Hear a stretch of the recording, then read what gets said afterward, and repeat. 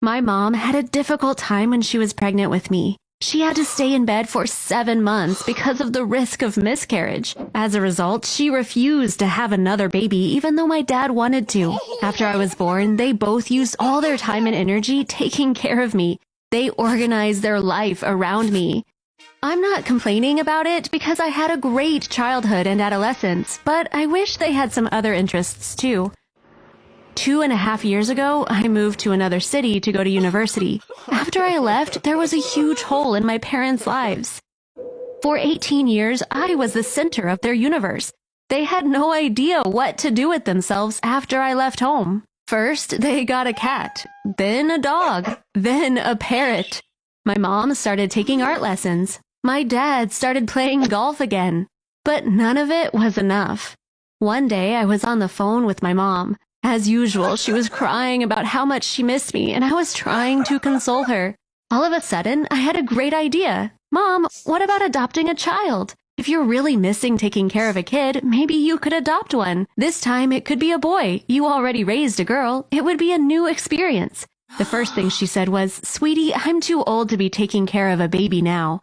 I wish I had stopped there, but I didn't. Well, it could be an older child, maybe like 9 or 10 years old. You'd provide a home for a child that needs one, and you'll also have someone to take care of, which you clearly miss. She said, "Maybe it's not such a bad idea. Let me talk to your dad," and hung up.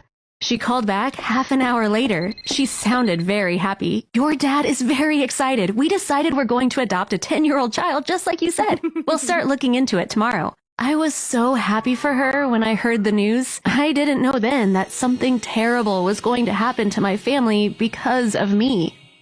Overnight, their entire focus changed. They contacted the necessary governmental agencies right away and dealt with the bureaucratic stuff. They went around to foster homes. They talked with officials who deal with adoptions. Now, whenever my mom called me, this is all we talked about. Finally, they reached the most exciting part.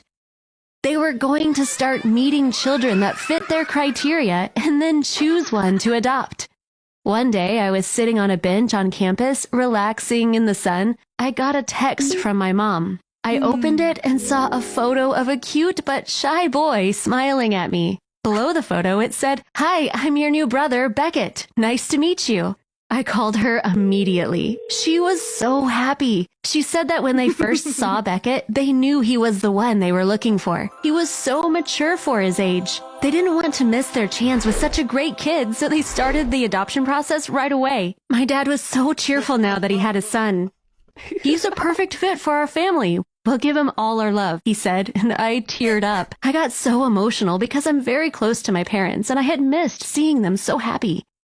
I met Beckett via FaceTime. He really did seem like a good kid. I was going to visit them after I finished my exams. I wanted to bring a gift for Beckett. I asked him a bunch of questions to find out what he liked, but he wasn't very talkative.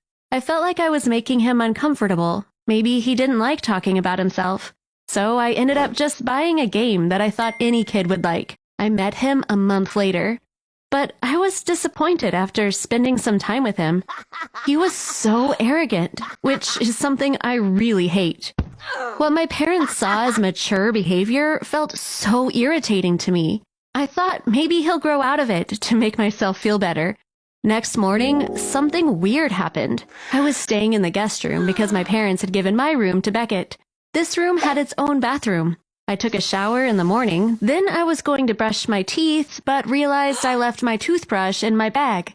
I opened the bathroom door and I saw Beckett standing right there. Thankfully, I was wearing a bathrobe. He got so nervous and stammered, trying to say something. What was he doing in my room in front of my bathroom door? I was about to ask him, but he ran away before I could say anything. I didn't say anything to my parents because I didn't want to upset them, but I was suspicious.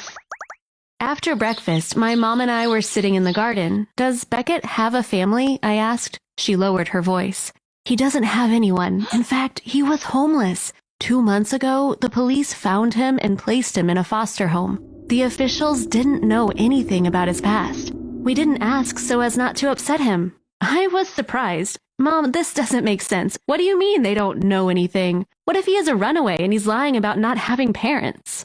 Meanwhile, my dad was planting new flowers in the garden and Beckett was helping him. My mom said, Harper, look at how innocent he is. You think he'd lie? Who knows what he's been through? All we need to do now is try to heal his emotional wounds. I kept watching Beckett over the next few days. Something about him didn't feel right, but I couldn't put my finger on it. On the other hand, my parents were so happy, so I thought it was best to keep my thoughts to myself. Anyway, what could I say? I just had a bad feeling about him, that's all. I was still bothered by the whole thing after I went back to school. Finally, I decided to call the adoption agency. There was no point in lying. I explained the situation to the woman on the phone and asked her to keep this conversation between us. She understood where I was coming from. It's true, we don't know anything about Beckett's past. But there are so many kids here like him whose past we know nothing about. The kids who grow up in the streets are especially unlucky in that sense. Some of them can't express themselves, and some think that what they've experienced is normal and is not worth talking about. I felt ashamed when I hung up the phone.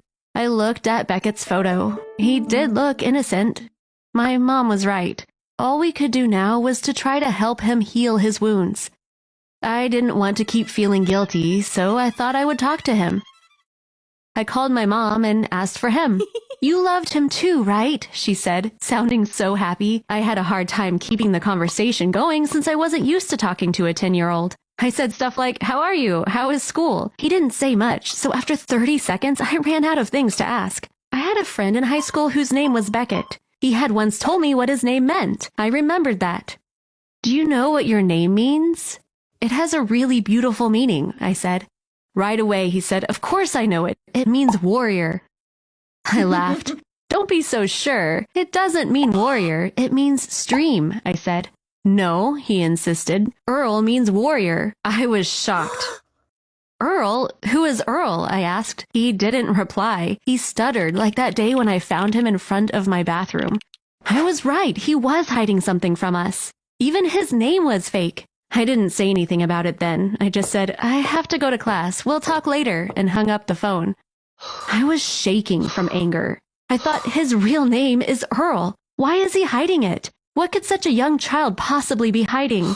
I decided to do some research and find out who he really was. I thought I'd start with Google, but what could I search for? All I knew was that his real name was Earl.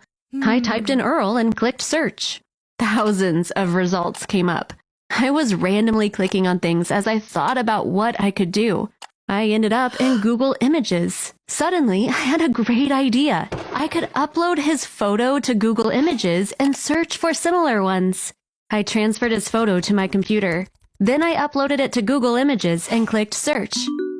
The results were not what I was hoping for. There were a bunch of random images. I started going through them anyway. I was almost at the end of the page. Then I saw something that caught my eye. Man who looks like a child steals diamond ring by swallowing it. I clicked on it right away. It was a news site. A woman went to a jewelry store with her child. As she was trying to distract the jeweler, the little kid took a ring and swallowed it. The jeweler saw it and pressed a panic button, which notified the police. So the police came and arrested the woman and the kid as they were leaving. The part that interested me came after this. When the police interviewed the kid, they found out he was actually a 29-year-old man. Apparently, he had a condition caused by a growth hormone deficiency. He stopped growing at 10 years old. These people are technically dwarfs, but they have normal body proportions. The article included the man's mugshot. Yes, this was Beckett, or rather, Earl. The news was from 3 years ago, which meant that a 32-year-old man was at my parents' house. I felt like I couldn't breathe. I grabbed my phone in panic. I had to call my dad and warn him. Then I thought, well, what is he going to do? Is he going to drag him to the police? He's not a boy, but a 32-year-old criminal. He could do anything. So instead of calling my dad, I called the police. That was probably the longest day of my life. I told the police what happened. They went to our house and were able to arrest the man without incident. I visited my parents that evening. Thankfully, everyone was safe. My parents were trying to get over their shock. This Earl guy was already in jail. We don't know what he was planning to do. Either he was going to live there as long as he could by pretending to be a boy, or he was going to steal something and then run away. We'll probably find out the reason during his trial. We don't think that this was his first time pretending to be an orphan. The trial should also reveal whether he had other victims.